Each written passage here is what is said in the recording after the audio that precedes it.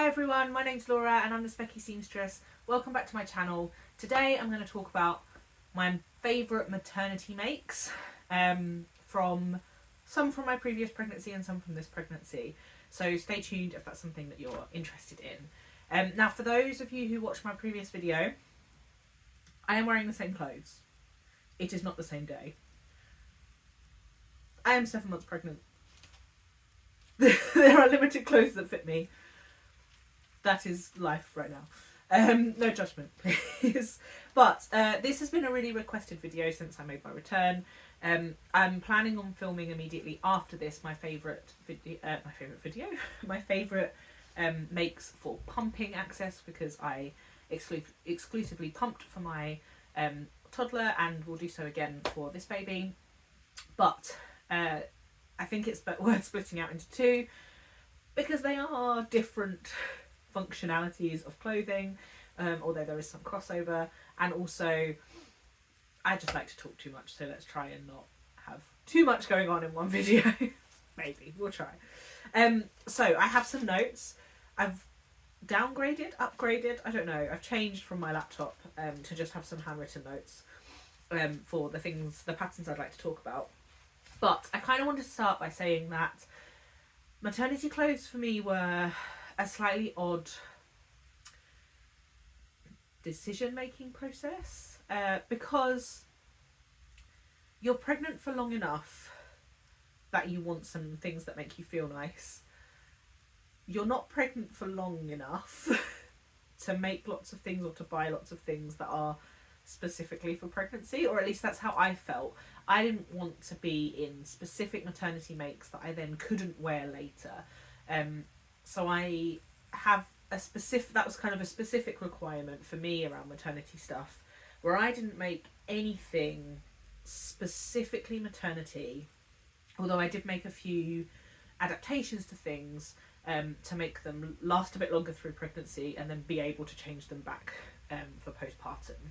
So these are kind of things that you could make at the start of your pregnancy journey without needing to feel like you need to change them in the later stages and the bumpier stages of pregnancy, which for me was very helpful. I when I started to look into sewing maternity makes, I really struggled with thinking that far ahead about having a big bump, and the bumpier I've got in both pregnancies, the harder I've found it to sew, because leaning over a table to cut out fabric and then sitting at the machine for a long time is harder. So being able to kind of make stuff that would last me through the pregnancy has been really helpful. And actually some of the things that I've got on this list are not even things I made during pregnancy, they're things I already had made previously that still fit for like a good chunk of pregnancy, or all of pregnancy actually. Almost all of these fit me all the way through pregnancy. So that's just a little bit of background, a little bit of like premise, because I don't have any specific maternity hacks in here or maternity makes in here. Well, they are maternity makes, but not like maternity patterns. Now there are loads of maternity patterns out there, so if you are pregnant and you've come to this video wanting specific maternity patterns, there are loads out there, and they're quite easy to find if you search, or if you want to drop me a comment and ask a bit more about them, I'm happy to try and send you in a good direction for them. I'm very fortunate in a way that I work in quite a casual office, so it was quite easy for me to still use a lot of these makes through pregnancy. I think if I worked in a really formal office, I might have made some more maternity specific things to keep me kind of going through a professional office outfit wardrobe through pregnancy. Okay, let's finally actually get on to talking about the makes. So I have quite a lot of makes here to talk about, but I have 5 main favourites, like 5 favourites that I have, that I made and wore through my pregnancy with James, and I have reached for a lot in this pregnancy as well. So the first I am wearing, which is always good. These are the Ruby overalls by Helens Closet, and this pair is actually made from a slightly stretchy fabric. I've made several pairs of these. This pair was actually made post James because I just really love the pattern anyway. And I made the pattern as per my normal size, in woven and stretch, but this is a slightly stretchy fabric, which helps for growth over the bump. But the pair that I made that saw me all the way through to 41 weeks with a £9.11 baby, and through a lot of postpartum wear, were a woven pair. I made them in the same size as I always have. They were in a really beautiful kind of viscosy, linen-y black fabric. They went with everything. And yeah, they saw me all the way through to 41 weeks pregnant. They were... I didn't need to make any adaptations. So the Ruby overalls have an elasticated back, which gives you a little bit of flex as you grow. The only adjustment I made, I kept the straps on mine quite long, and I've done that for all of them actually, because I think this is the strap length that's designed for buckles. So you need a bit more strap to kind of wrap up in the buckle. They don't come with a button up option, but I like buttons on my dungarees, so I add them. And all I did was move the button. So the button was lower down, so that as I got more pregnant, there was a little bit more stretch and room for the bib to drop down to accommodate the bump. And yeah, I lived in these. I made 2 pairs before I had James, and then basically immediately after having James I made like 2 more pairs, and I've made this pair as well. I really love them, and I would massively recommend them for maternity wear. They will also appear in my pumping make video, because there's an adaptation that I made that made them really helpful for that as well. But yeah, definitely the Ruby overalls have been my like top favourite make in the last 18 months, I would say. The next one is the I've just forgotten the name of the pattern designer. Pipedream patterns. So Pipedream patterns, I think it's the Eilidh dress, the Eilidh dress. And I made these dresses before I was pregnant, but they have a twist at the kind of underbust, with a very deep V. They're a stretchy make. They're super quick to make, which is great. And I had made 3 of these actually before I was pregnant, and I realised how great they were, because the twist that follows all the way down to the hem is right where your bump is. So you get all this extra fabric to grow into, which is amazing. And I actually ended up making 2 more that were good for work. So although I work in a very casual office, they were very handy for events or meetings or things where I felt like I still needed to be a little bit smarter. And I've worn one of the ones, the dark teal one that I made, so often in this pregnancy, because I've had quite a lot of meetings that it kind of is appropriate for. They're great. They're super comfortable. I made this one from the dark teal one from Bamboo Jersey, because when I was pregnant with James, it was like a 40-degree heat wave, and it was hot. And I had to travel for work, and so it got quite a lot of wear as a very breathable make, as a very hot, sweaty pregnant woman. I think that this would be my #1 pattern recommendation for later on in maternity, because it's just so easy to wear and easy to make, very quick to kind of whip up a jersey dress. And you could make it long sleeve for winter, you could make it longer, or keep it short sleeved and kind of easy breezy for summer. So definitely up there in my very top makes. And I will continue to wear the ones I have until the end of this pregnancy. I think that they do get a little short as you get more pregnant. The style of the skirt is quite short anyway, because it's kind of quite fitted, and I think if I were to make another one, I would add a little bit more length to it. But again, this is a pattern that I make in my pre-pregnancy size that just accommodates a bump, and then I can wear again afterwards, which is awesome. Number 3 is the Cocowawa Crafts Honeycomb dress. Now, again, I made no alterations for this. This is my standard pre-pregnancy size. I, again, would prefer longer versions. I think that's a standard thing when you're pregnant. To accommodate a bump, you do generally need a slightly longer hemline. But I wore my dresses to work, my honeycomb dresses to work, probably until I was about 36 weeks pregnant, I would say, before they became a little bit too short. And I haven't actually made myself a new honeycomb in a while, but I think a maxi honeycomb might be in my future, for, yeah, I mean, just general life. Whether I get it made before I have this baby or not, I don't know. But I do have a couple of things at work before I go on maternity leave that I could do with something nice to wear. And maybe one of those dresses, one of those fabrics that I shared in my last video, which I've not moved from the sewing table because I'm not that organised, might make a really nice maxi honeycomb, actually. So maybe that's on my cutting table next, because I think that, yeah, that would be a really helpful make for future. So the honeycomb, the reason it's so good is that it has these ties. So the front is actually much bigger than you need, and then it comes with a tie from the princess seam to the side seam that you tie into a bow to bring it in a little bit.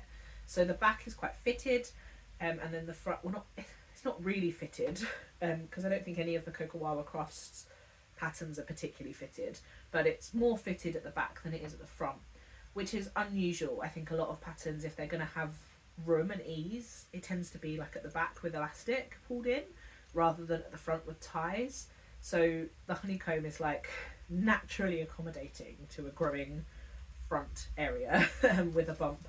So definitely recommend that. I think if I'd have been less busy in the first half of this pregnancy, the honeycomb would have made new appearances. I would have made more honeycombs at the start of this pregnancy, because yeah, definitely really good for during pregnancy and after pregnancy. One of the reasons I was always a bit weird about making maternity clothes is that if you make them, they only really accommodate the bump for a certain amount of time. So if you make it with quite a lot of growing room, it looks a bit odd when you're not that pregnant, and then suddenly it's too much anyway. So yeah, definitely things that I could wear pre and during and post were the one for me. So yeah, definitely the honeycomb. The next one I have in here is the Deer and Doe Sirocco jumpsuit. Now this is a stretchy v-neck mock wrap tailored legs, sort of tapered legs jumpsuit. Stretchy fabric. My Siroccos in my normal pre-pregnancy size lasted me not quite until 40 weeks pregnant, but not far off. The two Siroccos that I had, one of which had already kind of pyjamas because of the fabric, and one of them that wasn't pyjamas that I wore as outerwear, I don't know, a full outfit, got worn so much during pregnancy and postpartum that I have had to retire it to pyjamas because it's looking quite worn now. But I made another one, a plain black one with like neon blue neck trim, and it is definitely yeah, being worn a lot right now. And I'm currently 34 weeks pregnant, so not an insignificant way along the journey, and it's really yeah, definitely a winner. It's not super formal and I have never felt massively comfortable wearing the Sirocco out and about. I can't really put my finger on why, to be honest, but it might be my fabric choice rather than the pattern to be honest. But I did wear one of my Siroccos to Amsterdam when it was like really hot, when I was about 32 weeks pregnant last time round, and it was just super comfortable to like roam around in all day. It's basically like an adult onesie. It's a bit classier than an adult onesie, and I'm sure Dear and Doe would not like that description of it at all. But it is secret pyjamas, like it's super, super comfy. And yes, very, very accommodating for a growing bump. There are pleats in the front trousers, so you've got a little bit of kind of growth room, and it being stretchy fabric as well meant that, yeah, plenty of room. What I would say about the Sirocco is that a lot of people say they find the waistband quite small and quite tight. Not tight on the waist, but tight to get up over their hips. Now, I have quite little hips for my size, so my hips, I tend to be one size lower in pattern grading than my waist size. So I didn't find any problems with that. And I didn't really find any problems in that during pregnancy, even when I had like a lot of extra space to kind of go over, or a lot of extra body to go over. But the fabrics I've used are fairly like thin and stretchy. So if you did want to make this for maternity and you wanted it to last you all the way till the end, I think I would recommend, yeah, like a quite a stretchy jersey. I think the pattern recommends at least 50% stretch. So I would just factor that into your pattern choice, because it might be that you wanted to just grade out a tiny bit at the waist to give you that room to kind of pull up over the bump. But like I said, I didn't have any problems, and even though my hips are small, my bump was not small, and it did last me a long time. So yeah, I think you might need to have a bit of a play around with that, but bear that in mind. So that was number 4. Number 5 of my like top 5 that I'm actually going to talk about before I list some others that were really helpful for me during pregnancy, is a bit of a mishmash. So I made a lot of a Montrose hack. So the Cashmerette Montrose is a blouse pattern, but I have adapted it because I like the fit to a bodice for a dress with waist darts. And obviously I didn't have to make any adjustment. Well, I say obviously, I didn't make any adjustments to the top, to the bodice part of that dress. But what I did was I added the Trillium skirt, so the Made by Rae Trillium skirt, to a number of dresses that I made specifically for pregnancy, with the capability of wearing afterwards, which I put an elasticated back on, and then added the Made by Rae Trillium skirt too. Now, the Trillium skirt is really good for maternity because it has 3 pleats on each side of the front skirt piece, and it is like the perfect fanning out that happens when a bump grows underneath it. So when you're not pregnant, the pleats sit really flat and they just add the nice flare to the A-line skirt. I really, really love the Trillium skirt shape. Like, it's A-line and not too exaggerated in A-line, but exaggerated enough that it feels like you've got some volume.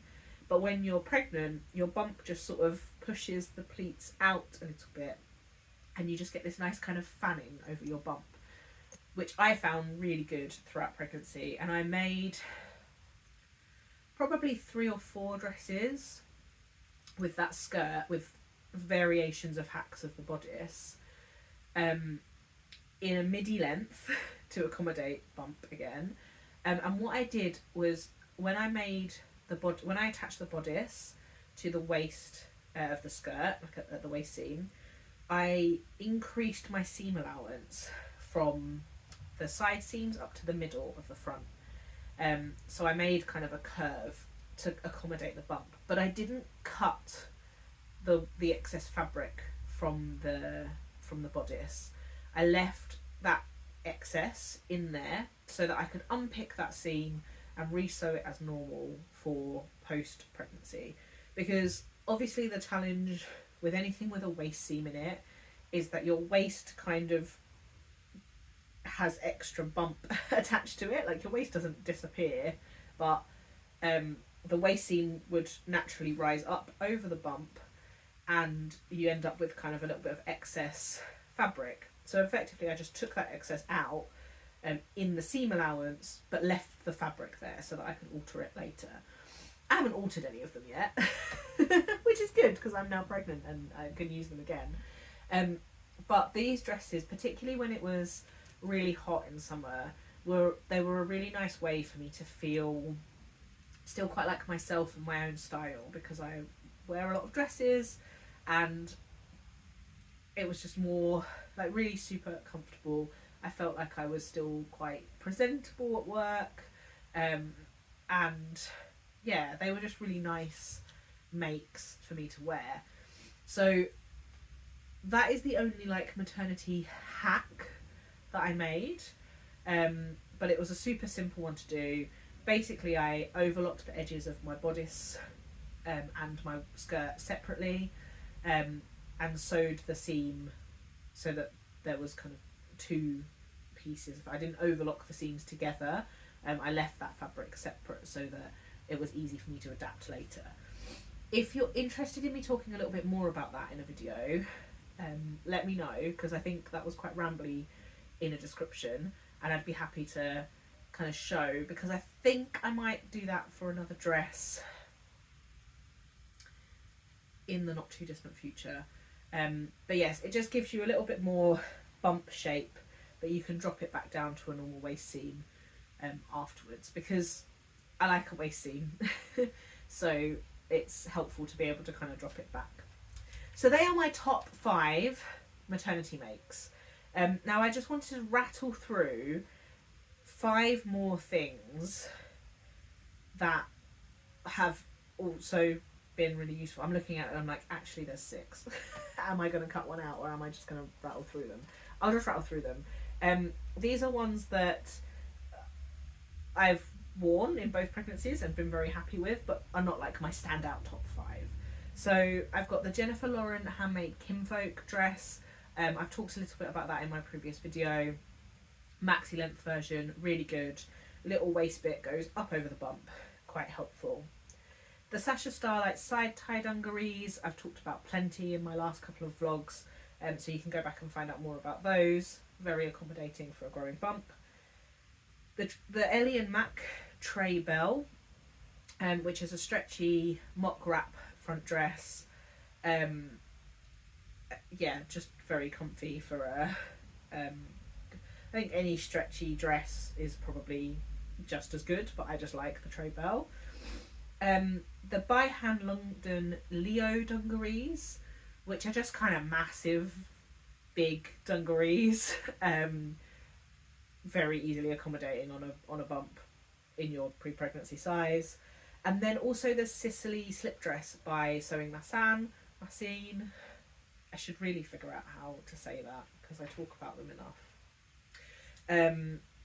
The Sicily slip dress I wore at 36 weeks pregnant in a heat wave at a wedding and still felt relatively presentable. I make the shortened version, and again it's one of those that you could probably do with a bit of extra length, but because it's bias cut, it kind of hugs your bump quite nicely. So there are 5 more. The 6th one I was just going to mention very briefly, but is basically a category: cropped t-shirts. Because if there's anything kind of uncomfortable and weird going on at your bump interaction, a little cropped t-shirt over the top or a cropped jumper, amazing. So I actually had a ready to wear t-shirt that I love, that I bought in Thailand. It's like the only thing I own pretty much that's still ready to wear.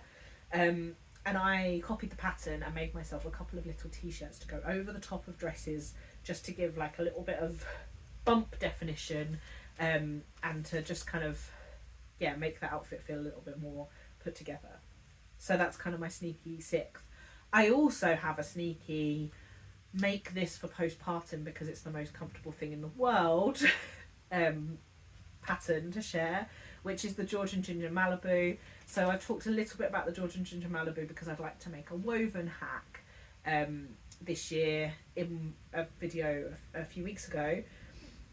But the postpartum period, I spent a week in hospital when I was with James, and being able to throw on a ridiculous novelty dress that was strappy, that I could throw on a jumper if I wanted to, but like be dressed but basically be in a hospital gown still, because it's just kind of a free flowing dress. was amazing, and I definitely wore those the most I've ever worn them during the postpartum period. So although this is kind of maternity makes, make yourself a really comfy, floaty, stretchy dress that doesn't cling anywhere, doesn't have any like tight things at all. I loved the George and Ginger Malibu. So those are some patterns that work for a growing bump, and a post-growing bump, I suppose. And I would love to hear what patterns you loved when you were pregnant, or styles you've loved when you're pregnant, or if you're newly pregnant and looking to sew yourself some things. Let me know what you thought of these recommendations. I will share all the links for all of the patterns down below, and I'll have been popping up pictures like ping ping ping of my versions and the pattern cover as well, so you can see what you think. And I'll also have all of the information about the size ranges down below as well. But that is the roundup of maternity makes that I think I've been requested for since May 2022, which is quite a long time. So I'm sorry, I hope it was worth the wait. It was quite rambling, but you should be used to that by now. Thank you so much for watching, and I am now gonna go make myself a drink and then come back and refilm for the pumping access video, which should be out shortly as well. So if you're interested in nursing access / pumping, this will be a pumping focused video, but some of them will be applicable for nursing too, then tune into that too. Thanks so much for watching, guys. Bye.